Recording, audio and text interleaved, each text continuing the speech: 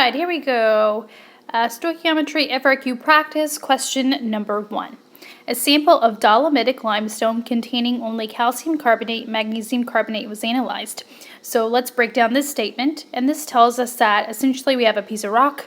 The rock contains only two substances in it, calcium carbonate, magnesium carbonate, and we're going to analyze this rock. Part A says, when a 0.2800 gram sample of the limestone was decomposed by heating, 75 milliliters of carbon dioxide at 750 millimeters of mercury and 20 degrees Celsius were evolved. How many grams of CO2 were produced? So we take some heat to the rock, it starts to decompose. As it decomposes, it gives off carbon dioxide gas, and our key word there is gas. I also see that there are 75 milliliters of gas at a pressure of 750 millimeters of mercury, which I know is not standard pressure, and 20 degrees Celsius, also not standard temperature. So I know I'm going to have to use ideal gas law at some point. Anytime I see conditions that are not standard, standard temperature would be 0 degrees Celsius or 273 Kelvin, and standard pressure would be 760 millimeters of mercury or 1 atm. So let's start by listing our variables for the ideal gas law. P, V, N, R, T. We're going to fill in the information we know. We have 75 milliliters of carbon dioxide gas. And remember, we don't use milliliters, we use liters. So let's quickly convert. If I have 75 milliliters, I'm going to move my decimal over 1, 2, 3 places to the left. And the volume of gas that's been collected is 0.075 liters. I have a pressure of 750 millimeters of mercury. I want to convert that to atmospheres, and you have your formula sheet, and your formula sheet says that 760 millimeters of mercury is equal to 1 atm. So if I do a conversion, 750 millimeters of mercury. If I divide that by 760 millimeters of mercury, I'll get my atmospheres, which is equal to 0.99 atms. Number of moles. Well, I don't have number of moles, and because my question asked me for grams of CO2, I know I'm going to have to solve for moles and then convert my moles to grams of carbon dioxide. So we're going to skip the N. R is my universal gas constant. You'll see it on your formula sheet. In AP Chem, we use 0.0821 liter atmospheres divided by moles, Kelvin. And our temperature is in degrees Celsius. We don't use degrees Celsius because we can end up with negative numbers. We're going to add 273 to put it in Kelvin, and I get 293 Kelvin. Notice that the units on my temperature and the units for my volume and pressure all match the units in the universal gas constant. Now let's rearrange our formula. PV is equal to nRT. We need to solve for number of moles of carbon dioxide. So in order to solve for N, I'm going to divide by RT. So number of moles is equal to PV divided by RT. Plug in your numbers. Pressure 0.99, and I want you to add your units. I'm not going to put them on there because I'm going to run out of space over here, but definitely always add your units.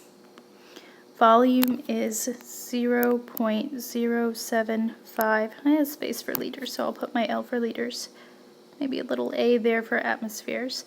Divided by your universal gas constant, 0.0821. Liter atmospheres, moles Kelvin. I guess I can't fit them out after all. And my temperature is 293 Kelvin. plug that into your calculator, round to 2 significant figures, and we should get 0.0031 equals 0.0031 moles of CO2.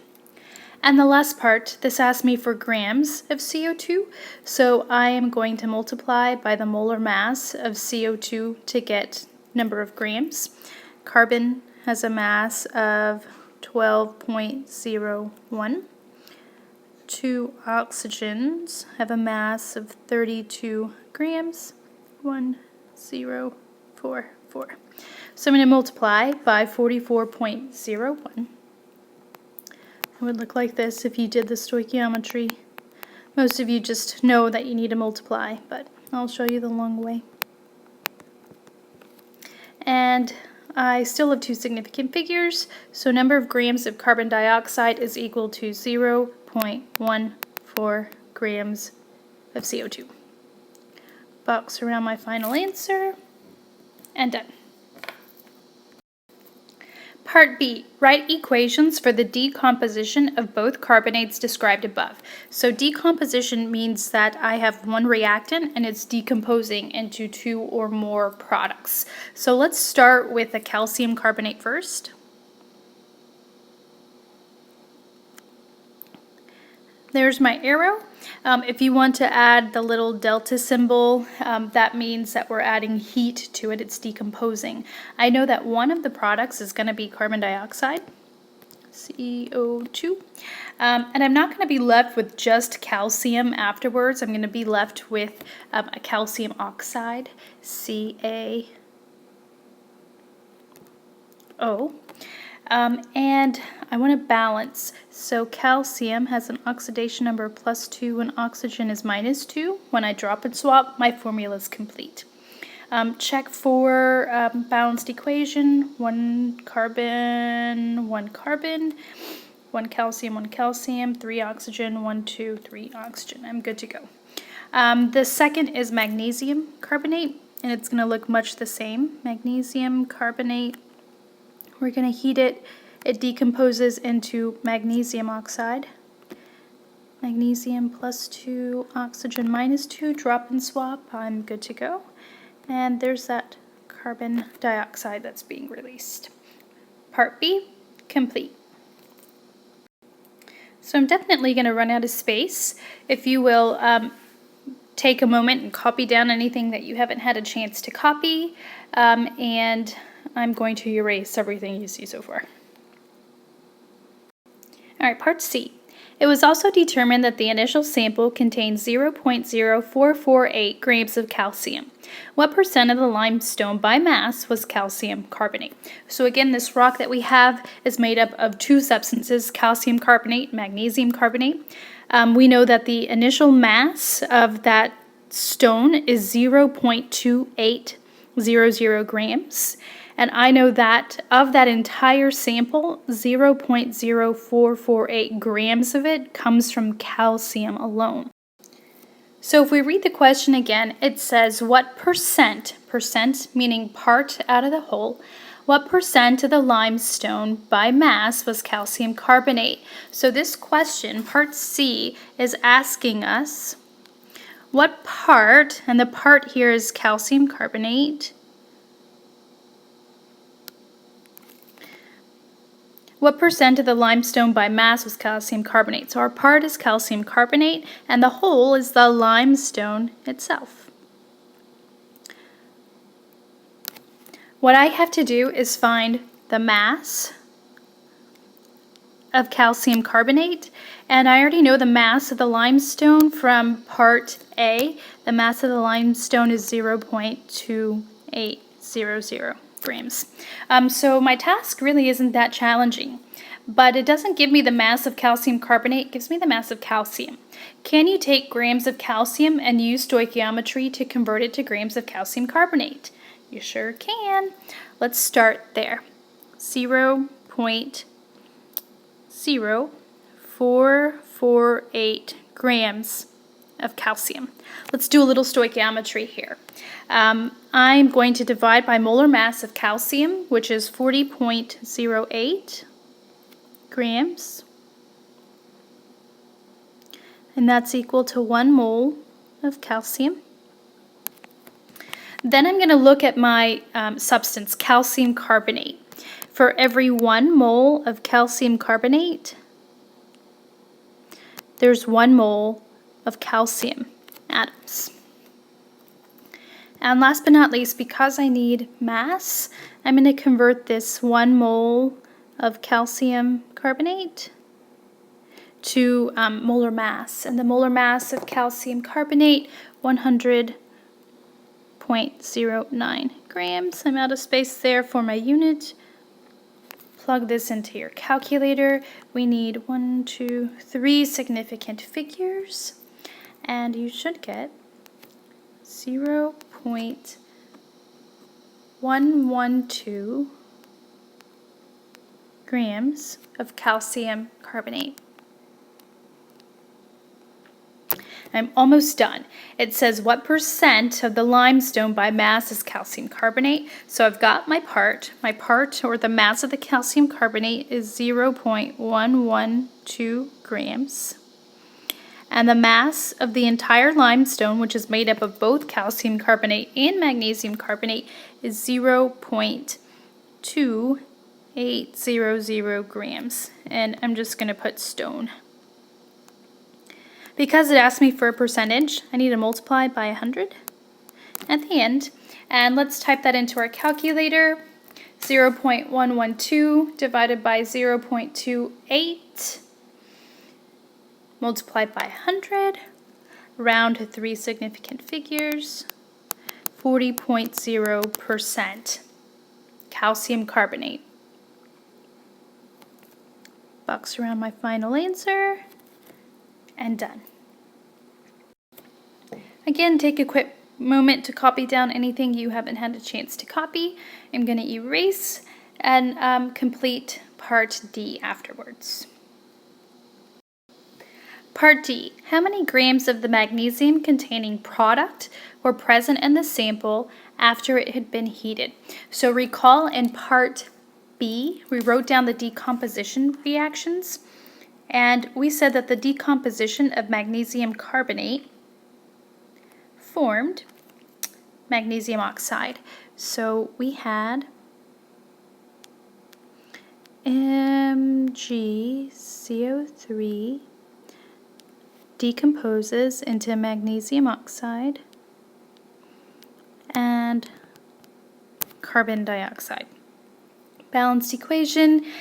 How many grams of the magnesium containing product? So I'm looking for grams of the magnesium containing product were present in the sample after it had been heated. In order to determine the number of grams of this product, I have to know the number of grams of magnesium carbonate that I started with. So always go back to the previous portions of this problem. I know I've already erased them, but in part C, you determine the number of grams of calcium carbonate that made up the limestone sample. So if my limestone sample, if the total sample had a mass of 0.2800 grams, and that's the stone, of that mass, you determined in part C that 0.112 of those grams came from calcium carbonate. If I subtract the two, I should get the mass of magnesium carbonate that's in my sample. I'm going to subtract using my significant figure rules. This 0.112 has the fewest number of significant figures to the right of the decimal. My answer will also have 3 significant figures to the right of the decimal. 0.168 grams of magnesium, my apologies, carbonate. Another option. In part C, you determined that 40% of the limestone is calcium carbonate, so that means that 60% must be the magnesium carbonate. You could have taken your 0.2800 gram sample and multiplied it by 60%, or 0.6, and you would have also gotten the same answer. 0.168 grams MgCO3. Either way, whichever method you prefer, whichever method stuck out to you first, they're both correct. So now that we have our initial mass of magnesium carbonate, 0.168 grams of magnesium carbonate, I can take that mass and I can easily convert it to grams of this magnesium containing product that it asked me about. 0.168 grams of magnesium carbonate. The molar mass of magnesium carbonate, 84.32 grams. MgCO3, and that's equivalent to 1 mole of magnesium carbonate. I'm going to look up at my equation. I know it's balanced. For every 1 mole of magnesium carbonate, I produce 1 mole of magnesium oxide. And to conclude, because it asked me for the number of grams of this magnesium containing product, I need to convert 1 mole of magnesium oxide to grams of magnesium oxide. And molar mass of magnesium oxide, 40.31 grams. 40.31 grams MgO. Plug that into your calculator. We need 3 significant figures, and the number of grams of magnesium containing product, 0.0803 grams MgO. Box around my final answer, and done. Question 2. A compound containing the elements carbon, hydrogen, nitrogen, and oxygen is analyzed. When a 1.2359 gram sample is burned in excess oxygen, 2.241 grams of carbon dioxide is formed. The combustion analysis also showed that the sample contained 0.0648 grams of hydrogen. Before we even read any of the questions, I know we're going to have a balanced chemical equation of some sort. So let's write our combustion. We have a compound containing the elements C, H, N, and O.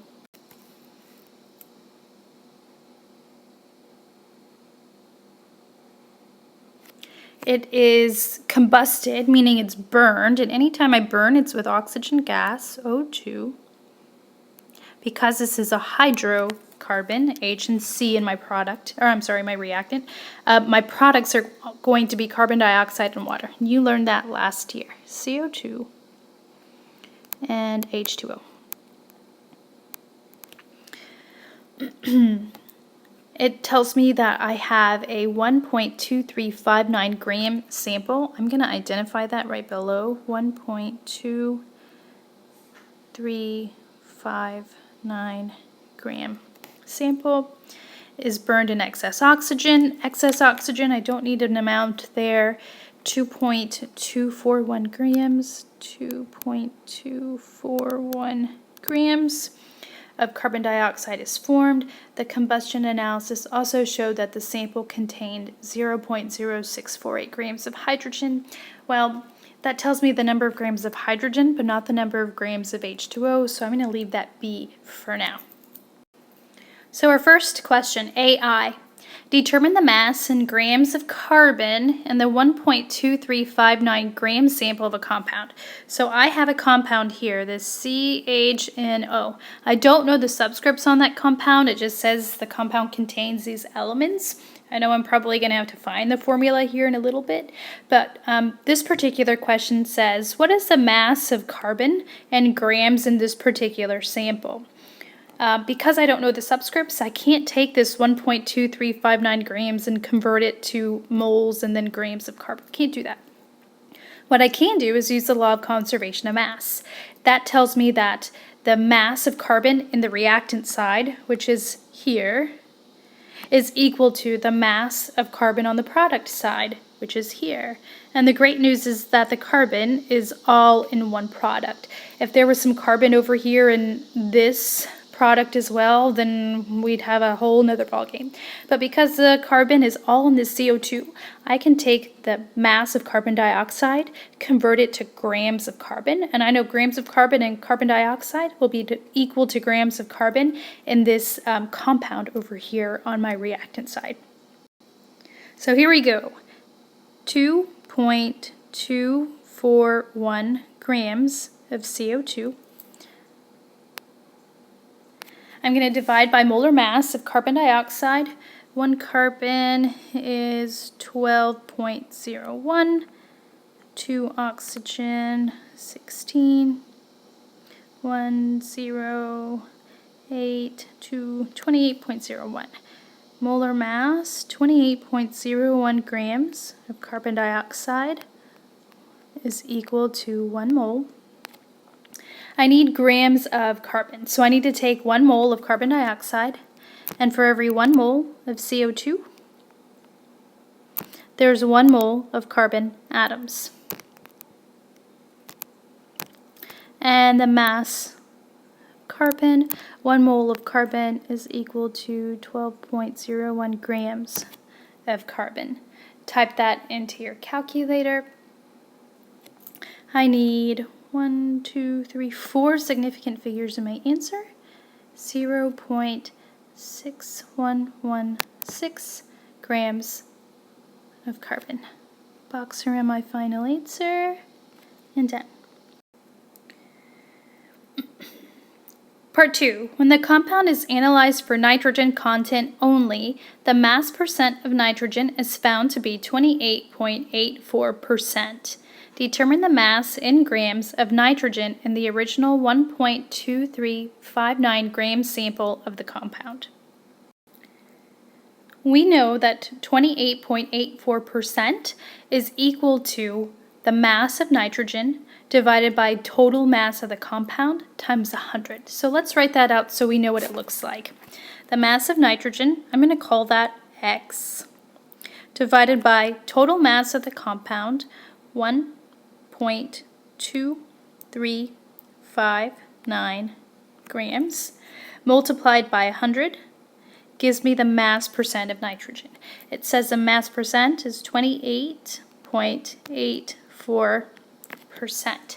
So I'm going to solve for X, which X is grams of nitrogen, by dividing by 100, which moves my decimal over 2 places. So I have X over 1.2359 is equal to 0.2884 multiplied by 1.2359, and X, which is equal to grams of nitrogen, is equal to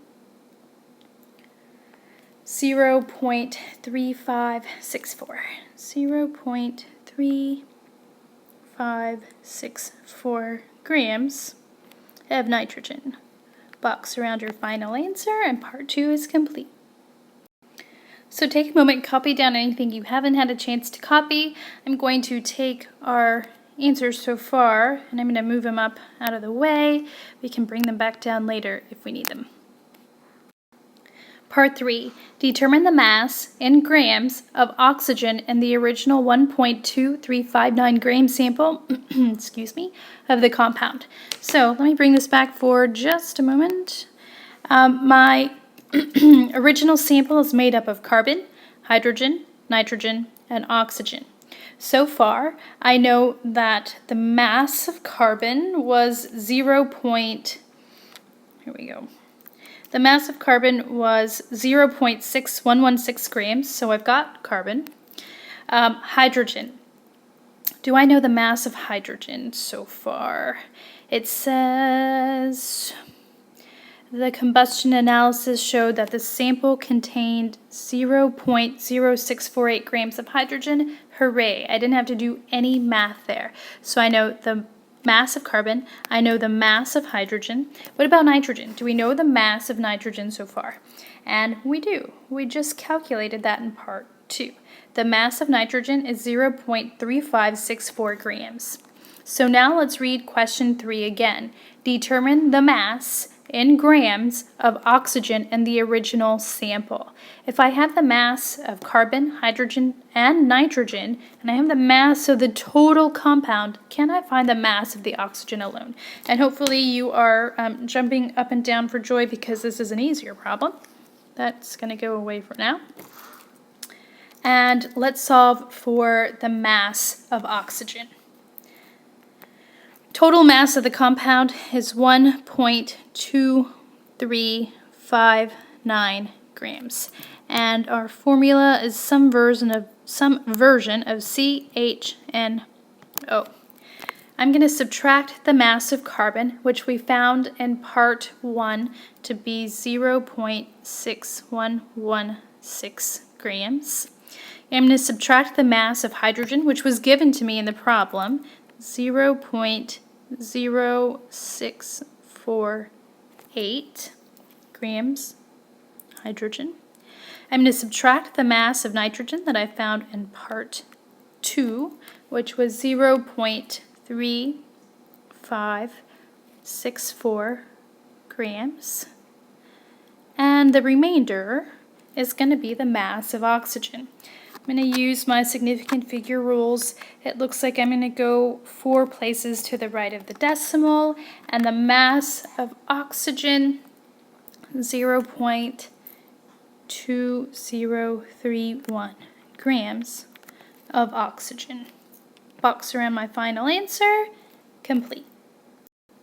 Part 4, determine the empirical formula of the compound. Empirical formula, you got to know your definitions, is the lowest ratio of moles of each element in a chemical formula.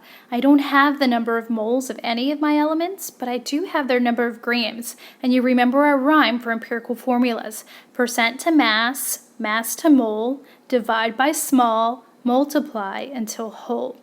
I don't have percentages, so I can skip that step and go directly mass to mole. We're going to start there, and we're going to do the exact same thing for each one of our elements. I'm going to move this a little bit out of the way, and then we'll continue. Let's start with carbon first. We have 0.6116 grams of carbon. Percent to mass, mass to mole. So my next step is to take my mass of carbon and convert it to moles of carbon. I do that by dividing by molar mass. Molar mass of carbon is 12.01 grams. And I'm going to get 0.05092 moles carbon. I'm going to do the same thing for hydrogen. I started out with 0.0648 grams of hydrogen. Divide by molar mass of hydrogen, 1.01 grams. And we get 0.06416 moles hydrogen. Next in my formula is the nitrogen. We calculated moles of nitrogen to be, or not moles, I'm sorry, grams of nitrogen to be 0.3564 grams nitrogen. Divide by molar mass of nitrogen, 14.01 grams. And we get 0.02544 moles of nitrogen. And last but not least is our oxygen. The very last question, we found number of grams of oxygen, 0.0231 grams of oxygen. Divide by molar mass, 16.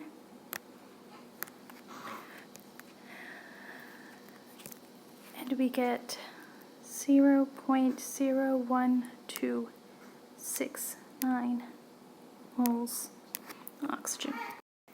Next step is to divide by small. It looks like the smallest number of moles is the 0.01269 moles of oxygen. So we're going to divide everybody by the smallest number of moles to get our lowest ratio. 0.01269.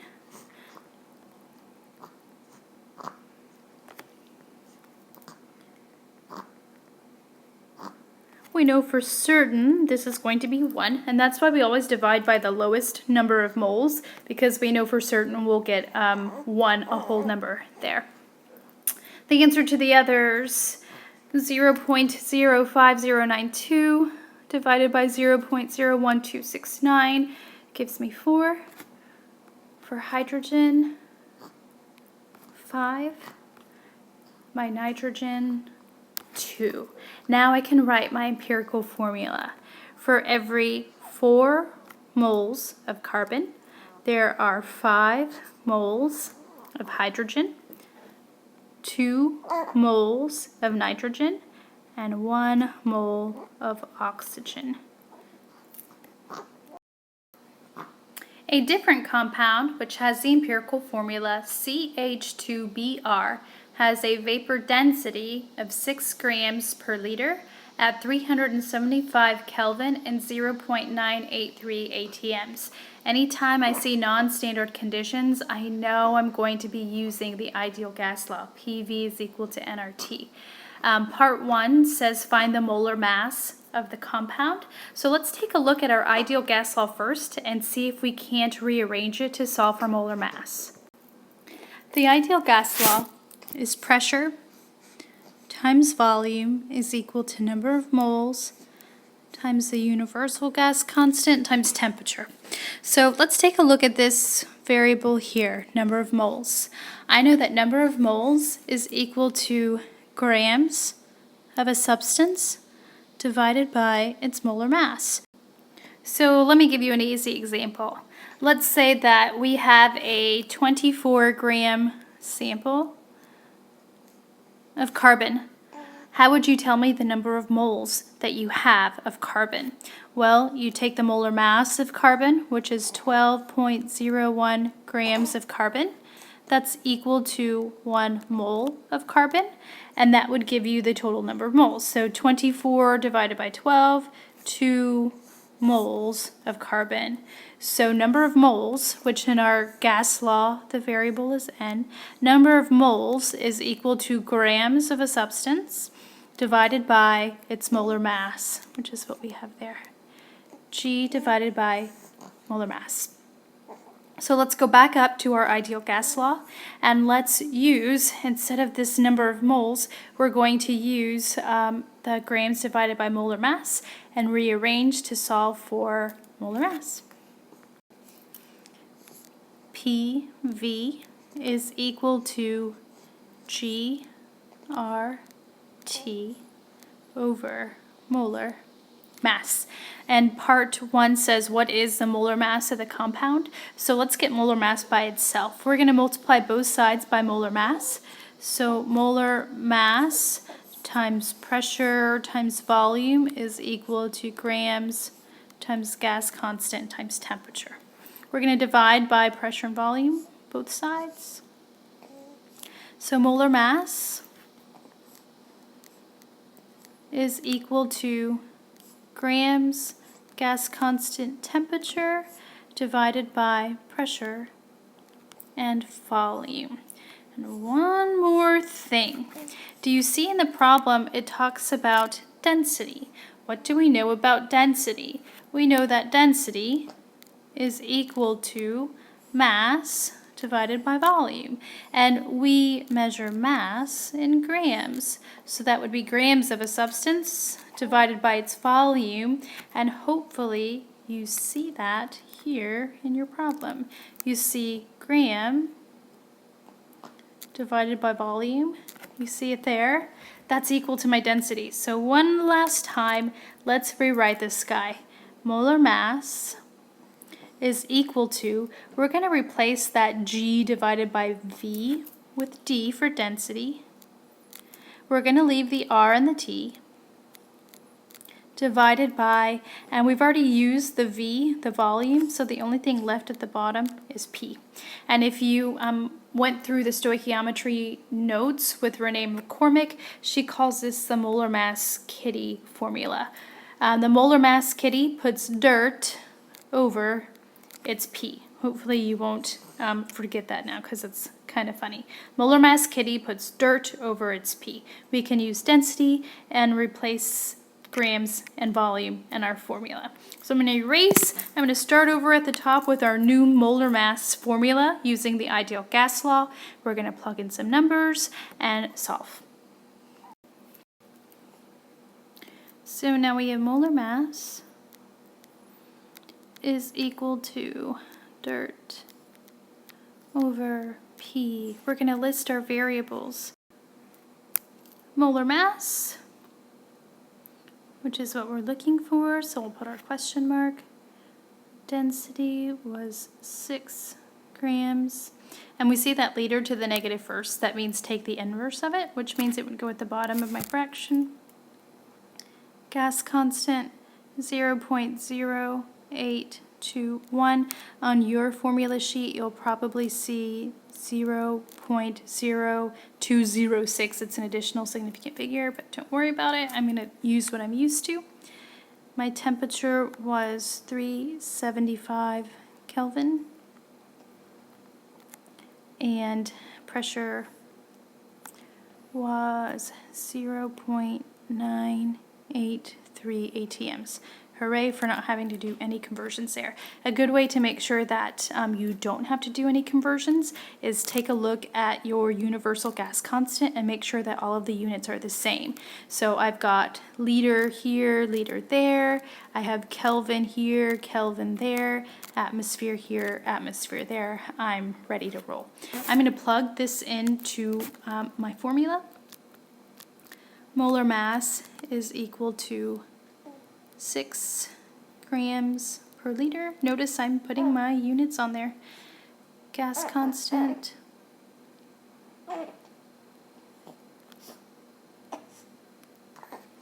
And temperature was 375 Kelvin. Divide by pressure, 0.983 atms. And I'm going to cancel like units just to make sure that I've set it up correctly. And I'm going to use my universal gas constant. I'm going to start there and see where I find the matching unit. I have liter here divided by liter there. It cancels. I have atmosphere here divided by atmosphere there. And I have Kelvin at the bottom of my fraction here and Kelvin on top there. They cancel. The remaining units, I have a G there, gram, and I have this divided by M, and that M is my mole, grams per mole, and that indeed is the unit we use for molar mass. So plug into your calculator, round to, it looks like 3 significant figures, and you should get 188 grams per mole. Box around your final answer. I'm going to take our work, I'm going to move it up a little bit. We're going to keep that molar mass there because we're going to need it. And let's read part 2. It asks us to find the molecular formula of the compound. So definition of molecular formula is the actual ratio of moles to moles for all of the elements in a compound. So the formula that was given was, let's copy it from the top up there. The formula that was given, our empirical formula, was CH2BR. That's our empirical formula. We know that the molar mass of the compound is 188 grams per mole.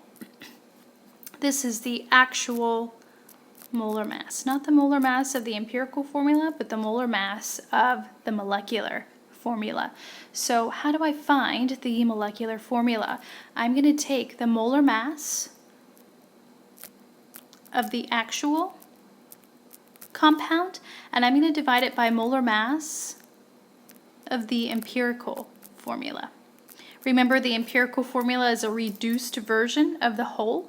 So this is one of those, this would be the part, this small part, and I want to know how many of these small parts can I make out of the actual or the whole. So molar mass of the molecular formula, we already calculated up here, 188 grams per mole. So I need the molar mass of the empirical formula. I have 1 carbon. I have 2 hydrogen. 2.02, and I have 1 bromine. Check on your periodic table. Bromine has a molar mass of 79.90. Add those up. 3, 9, 9, and 4 is 13, 7, 8, 9, 93.93 grams. So if the actual molar mass of the compound is 188 grams per mole, and the molar mass of the empirical formula, which is a smaller or reduced version of the whole, is 93.93 grams per mole, how many of those can I make out of the whole? 188 divided by 93.93, and lo and behold, my answer is 2. If I can make 2 empirical formulas out of the whole, I'm going to multiply the empirical formula by 2. So my molecular formula is C2H4Br2. Box around my answer. Finished.